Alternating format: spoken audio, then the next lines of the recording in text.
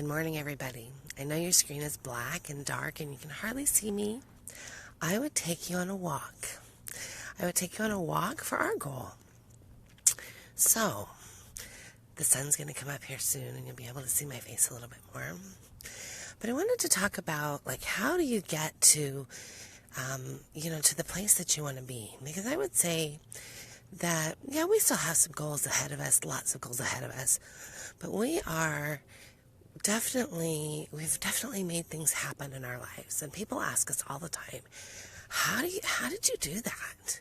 How did you go from living in Idaho where you were cold and your money wasn't where you wanted it to be to then moving to Utah? And then how did you go from moving from Utah all the way to San Diego, which is much different housing market and lots different weather and a lot of different people? Like how did you do that? And people ask me that all the time. So I really wanted to take the time to really sort of talk about the process that we went through in order to sort of accomplish that for ourselves. So let's go back and sort of back up a bit. When Eric and I got married, I have an ex-husband, and my three big kids are from my first marriage. And so Eric and I got married, and we sort of had some thoughts about what we wanted, but we hadn't really discussed leaving Idaho. And so then the first year we were married, we came to San Diego to go to Comic-Con. And he had been before, and I'd never been, and so it was kind of this this funny joke for this Waldorf mom who knew nothing about comic books and nothing about movies, but I loved him so much. I really just wanted to share that with him and sort of be with him. So we came to San Diego, and I think Comic-Con is awesome. I love Comic-Con. We have a good time every year that we go. But what I fell in love with was San Diego. And he fell in love with San Diego, being here with his family, and we just decided that, gosh, if any way, someday we'd really like to be here. And that was, let's see, Sam is almost 11, so that was probably about 10 years it was probably almost 11 years ago. So within that time, we had a lot of upheaval and changes. Changes with custody with my ex-husband. We had to go back and forth.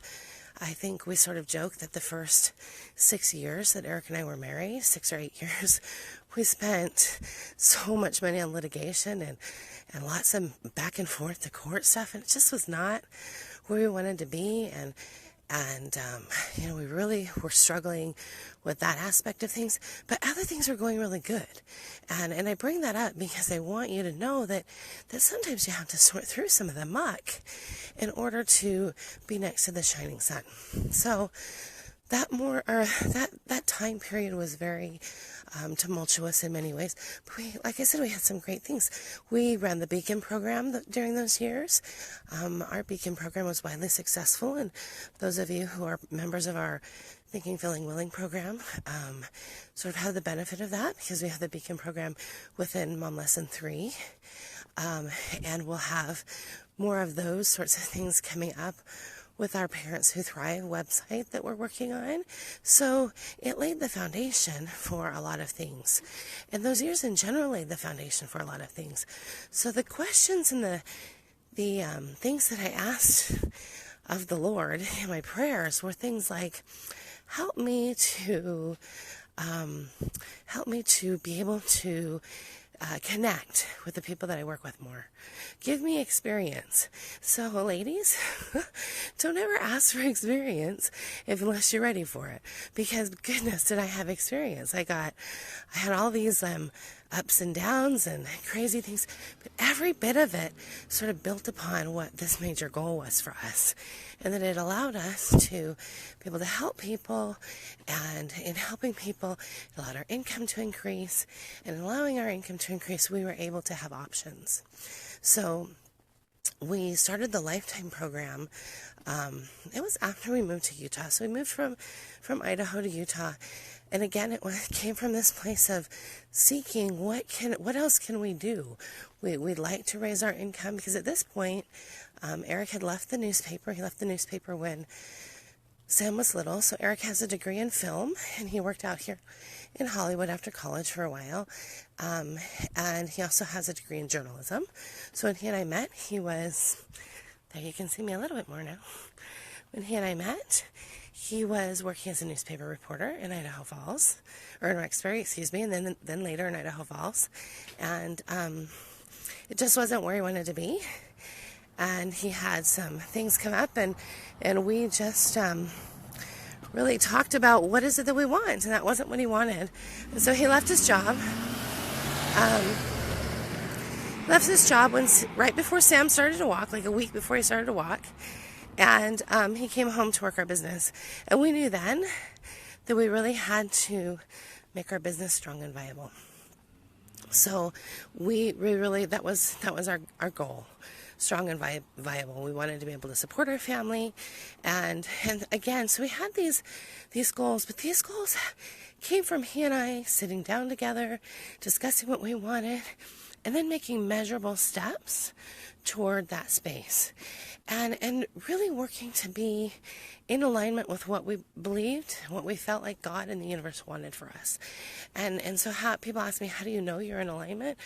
Well, I really believe that all good things come from God. So when you're in alignment, it feels good. And the fruits of that are good. By your fruits, people will know who you are and what you do.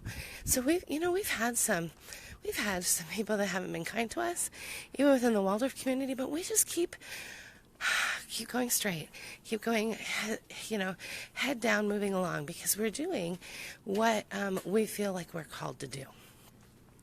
And in doing that, and when we stay in alignment, then good things happen for us. And the next step, and the next step. We're always sort of shown what the next step is. But you have to sort of get into that space of believing that you can have what you want.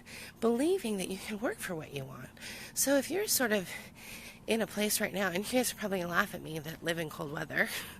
I think it's like 58 right now. I have a hat on and a scarf on and a heavy sweatshirt. But it's kind of cold here. So if you believe that you deserve to have something better, then that belief puts you into a different alignment category. So you sort of have to get to that place with your partner and as a family. So we set goals, not just Eric and I together. We set goals as a family. And as a family, we discuss what is it that we want.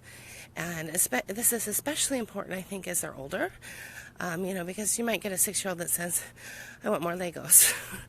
Well, that's a great goal. But how does that work into the bigger family goal? So for us, like I said, we wanted to leave Idaho, go to Utah. We did that.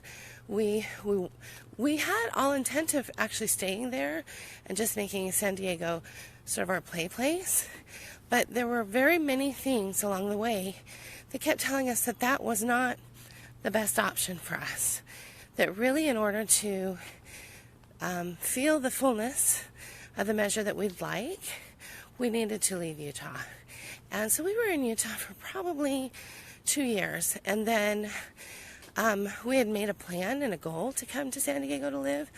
And that plan was sort of put on a fast track one year when we came home from Comic-Con.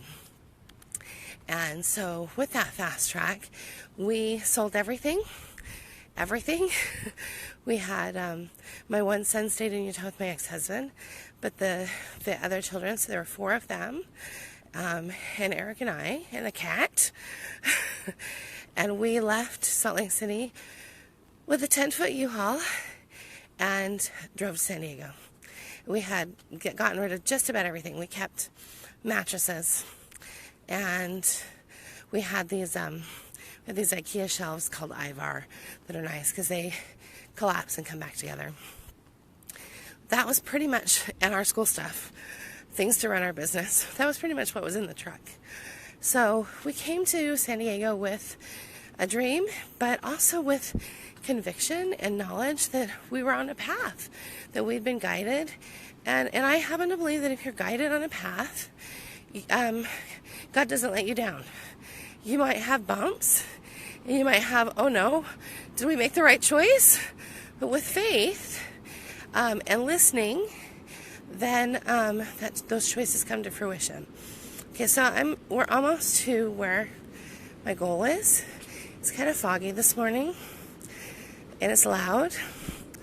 So I'm going to walk over here, and then I'm going to turn the camera around so you can see why we wanted to come here. And a lot of you already know this, but this is how we did it. We knew what we wanted. And I'll talk a little bit more about goal setting here in just a second. So, turning the camera around. So there it is. We came to San Diego and we fell in love with not just San Diego, but with Ocean Beach in particular. And there's the Pacific Ocean.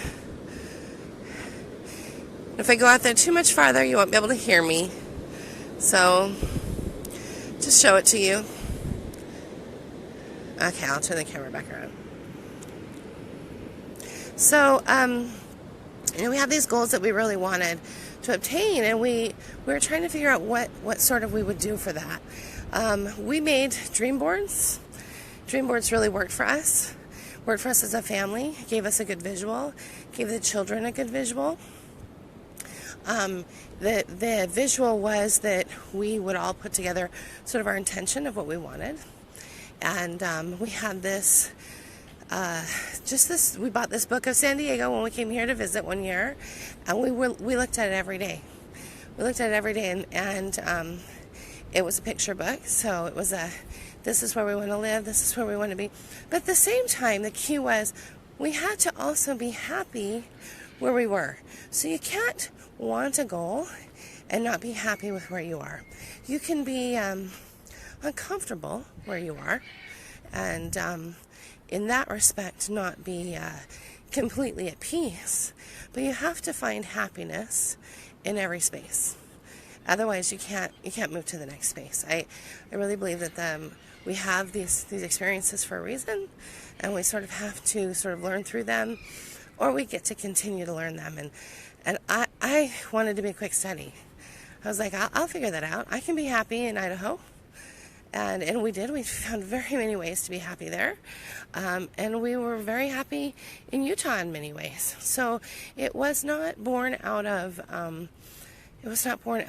the idea that we couldn't find happiness, because happiness follows you. So if you don't have happiness where you are, you're not going to have happiness where you're going. So you really want to make sure that you have sort of that in place. Good morning. Morning. So one of the things we wanted when we moved here, we didn't get right away. So we wanted to live right here in Ocean Beach. Do you hear my birds? We have a wild band of parrots, and they love the morning. They're kind of my favorite. They're very beautiful. Anyway, so when we first moved here, we ended up in the middle of the city. We lived there for almost 3 years. And with that, we weren't exactly where we wanted to be, but we were able to really feel the love that we had for the space and really grow there. We were in a stable spot. It allowed our business to grow. I had a stroke there, but that was very much a catalyst for some other things that came after that. So you have to sort of make this idea, this goal, and then stick with it and do something about it every day. It can't just be written down on a piece of paper. It has to be measurable. So if you're sitting in a situation trying to figure out, how do I get out of this? My husband's in a dead-end job, and I sit at home with these kids, and he's not happy, and I'm not happy. How will we get out of that? Well, first you have to figure out, how do you be happy, even though you have that going on? So you have to find joy in your life. And maybe that joy is going for a walk with your kids. Maybe that joy is just having one family day a week where it's just you guys. That joy can't be in something that you spend money on. because that will set you up for failure. That joy has to be in something that is not financially tied. So figure out what your joy is and then evaluate. I absolutely believe that we all have talents. And you've got a talent that I probably don't have. Like, see, I can't keep a garden alive for anything. Every time I try, Eleanor looks at me, she's like, Mom, I don't know why you're doing that. That's like homicide, you know. You're going to kill a bunch of plants. I'm like, I'm trying. So that's not my superpower. But maybe it's yours, and maybe you can teach other people how to do that. And yeah, you might say, but there's a ton of people out there teaching people about gardening. Yeah, but maybe you have an edge to it that they don't have. Maybe there's something that you have that they don't have. There's probably 20 parrots over there singing their morning song. So think about what things that you have, what talents you have that maybe you've not fully discovered. And I think this is really extra hard for men.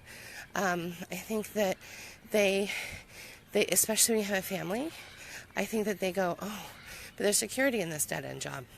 So I don't want to leave this dead-end job because there's security in it. And one of the things we always decided from the beginning of our marriage was that we would make choices that were right, even if they didn't feel safe. Having safety and security is great and fine and good, but having happiness and living your life's purpose is better.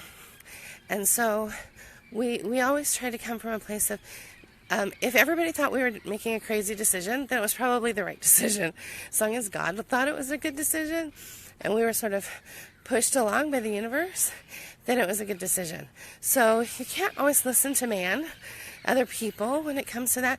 So honestly, if we did that, we never would have left Idaho. We would still be there. Gosh, if I went by that, I probably would still be married to my ex-husband and have, because everybody says, don't do that, it's hard. Well, guess what? Things that are hard, that are worth it, it's okay that it's hard. It's okay that you have some struggle with it. It's okay that you have to work to wrap your mind around it. There have been many days since we started on this journey that I just sat down and I got on my knees and I was like, really? Wow, I didn't think it was going to be this hard. And then got some inspiration to get up and do something else. And I did. Every single thing that we work on within Waldorf Essentials is inspired in some way. It's inspired in some way. I get on my knees and I say, what do the people that we work for need next? And that's how I got Thrive. Every bit of it laid out right in front of me. That's how I got a bunch of other programs that we're working on for this year. Just laid out piece by piece. So you have to get your mind quiet and you have to be willing to ask. It's not about what God you talk to. It's just about the fact that you connect. And that act of connecting quiets your mind and separates your thoughts from inspiration. And if you're having a real struggle with that, one thing one of the teachers in Sunday school yesterday said, if you're having a hard time distinguishing your thoughts from God's thoughts, ask God to speak louder. I thought that's brilliant. I've done that before. I just hadn't thought to articulate it. So you just say, please, I'm really having a hard time distinguishing my thoughts from yours. Please inspire me harder. Give me, be louder.